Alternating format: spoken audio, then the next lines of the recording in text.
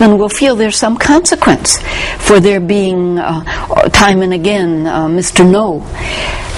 And for those who do support them and do understand this global connection. Where do you think the gap breaks down in that? Do you think it's because the congressmen and the senators don't have enough support from their constituents in terms of them being more vocal on these types of issues that they might care about? I think these are issues that many people don't fully understand.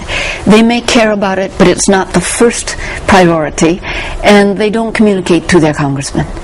And therefore, members of Congress do as they wish without realizing how their own constituents may feel. So I always urge audiences to speak up and speak out. If you care about the rights of women, if you care about the banning and ending of landmines, if you care about protecting the environment. And these are many of the initiatives of the UN Foundation, if I'm not mistaken. Mm-hmm. Okay. So what do you say to the critics of the United Nations and of people who support many of these international initiatives who say, listen, we've got so many problems here at home. Why should my tax dollars support these international initiatives when we have so many hungry and homeless here in the United States? Of course we have some problems at home, but we are a wealthy nation. We like to think we're a generous and compassionate nation. We have both the obligation and the opportunity to help others in the world who have little or nothing. I don't think that's a burden. I think it's a privilege.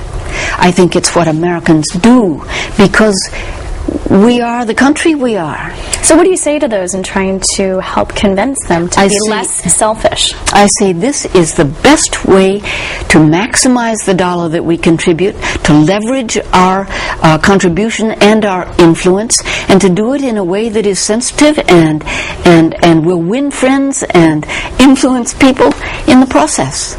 Otherwise, we're considered selfish and uncaring. Right. So what is the most frustrating part about your job and your position with the UN Foundation? The most frustrating thing is that I can't reach large enough audiences, because I know when we speak and discuss these issues that people do care. They want to be America at its best.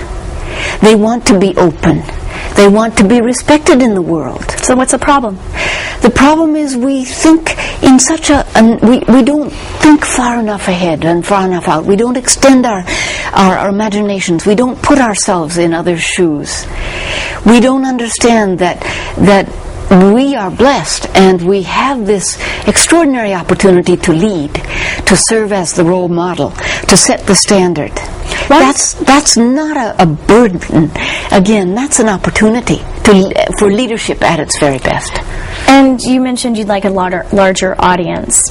And where do you feel that breakdown is occurring? Is it within the news organizations that don't find the UN agenda that interesting? Because, like you said, all politics is local, all news is local. So, but when I do speak, I bring the connection from the global issues to the local issues. It does affect us at home. So how would you do that in a city like Miami?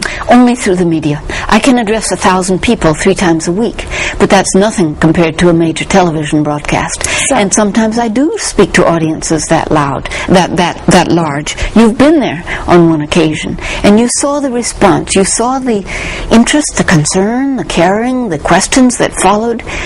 We don't have hearts of stone in this country. We have to help people understand that working with and through United Nations is a prime way for this country to exercise leadership to the maximum and to further both our national interest and the global interest at the same time. Thinking of Florida, the protection of the Everglades, the protection of your own surrounding harbors and the resources in the sea near you, protection of the beaches, all of that is affected by the law of the Sea Treaty. I believe the Everglades is one of the 18 biosphere projects that is protected by the United Nations. Mm-hmm. Also, immigration issues are important. Well, that's obviously a big one in Miami. And that relates to the peace and living conditions in the Caribbean islands in Mexico, and throughout South America, and throughout South America, Central America. When at home there is peace and security and health and jobs and hope access and opportunity, people don't flee. They don't come to Florida. They stay home because they can make a living and look after their families. So that has major consequences. And remembering the line I mentioned at the opening of this program, even superpowers need friends. And we will live to regret it if we dismiss, ignore, and diminish the concerns and the standing of other nations, large and small.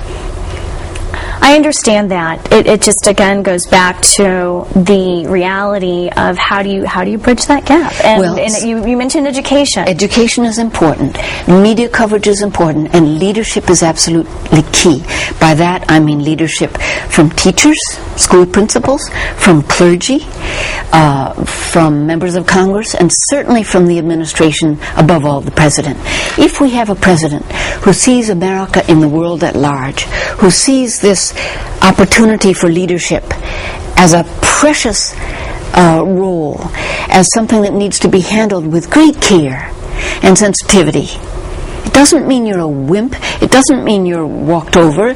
You do exercise your strengths, but you try to bring in friends, and you remember always that dictatorships can become democracies, that a foe from last year can be a friend next year. Absolutely, and I think people are motivated by two categories. One is want or gain, the other one's fear of loss. And I saw an interesting statistic that the U.S. graduated, I believe, 6,000 PhDs and engineering, Masters of Engineering students, versus, I believe in China, there were something, hundreds of thousands of engineers that have graduated from these programs, and these are the engineers that create ingenuity and technology. So perhaps on a competitive basis, that's maybe where you can break it down in terms of education, where it makes sense economically. Well, listen, if the United States doesn't begin to open up their minds and their systems to see how we can compete, in purely business terms, it's good for the United States to think globally.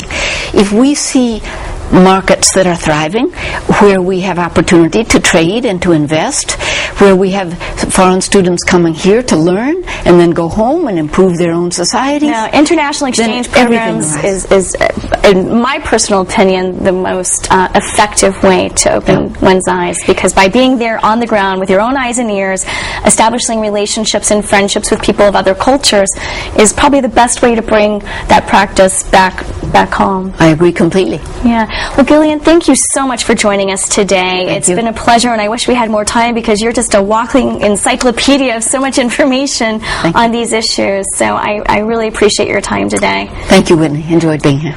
Thank you for joining us today with Miami's Global Connection. We're here with Gillian Sorensen, a senior advisor from the UN Foundation, and we are honored that she's been here to join us today on such very important issues regarding the U.S., the UN, and international relations. Stay tuned for next time. We'll be back with more on Miami's Global Connection.